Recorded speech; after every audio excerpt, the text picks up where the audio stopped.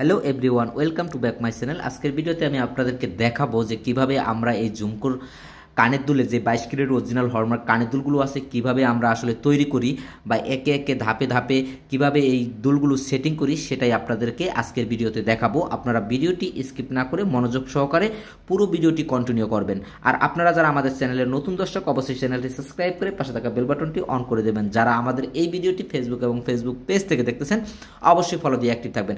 আসলে একজোড়া ঝুমকা কানের দুল তৈরি করার জন্য আমাদেরকে কঠোর পরিশ্রম করতে হয়, খুবই নিখুঁতভাবে এই ডিজাইনগুলো আমরা তৈরি করে থাকি।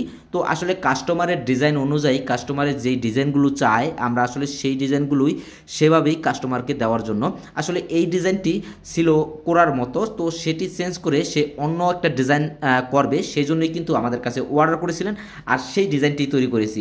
দেখেন, একজোড়া ঝুমকা কানের দুল তৈরি করার জন্য প্রথমে আসলে একটি কারিগরের কঠোর পরিশ্রম করতে হয়, সেটা তো আসলে বটেই। তারপরে যখন এগুলো হয়ে যায় কাজগুলো, তখন আমাদেরকে আসলে এই পালিশ মেশিনের মাধ্যমে এগুলো কালার করার জন্য বা ভালো একটা ফিনিশিং দেওয়ার জন্য আমরা কিন্তু এই পালিশ মেশিনটি ইউজ করে থাকি। দেখেন বস, এখন কিন্তু আমাদের জন্য প্রযুক্তি অনেকটাই সহজ করে দিয়েছে। আমরা যখন আরও 2010 সালে 2007 সালে স্বর্ণের কাজ করতাম তখন কিন্তু এরকম প্রযুক্তিগুলো ছিল না।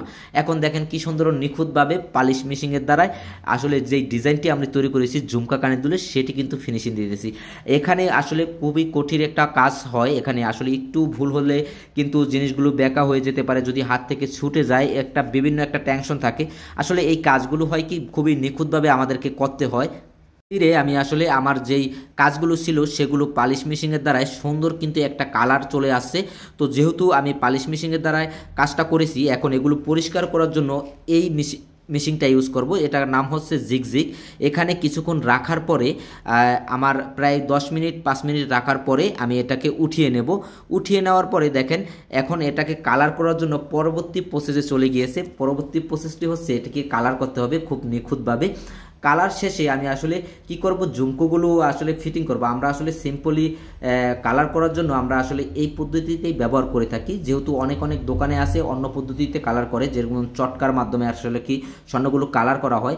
যেহেতু এখানে দোকানের ভেতরে কালার করতেছি, এসিটির একটি ধোঁয়া আছে, সেই ধোঁয়াটি যেহেতু বাইরে না যায় সেজন্যই আমি আসলে এই জিনিসটা অবলম্বন করি সিম্পলভাবে কালার করার জন্য।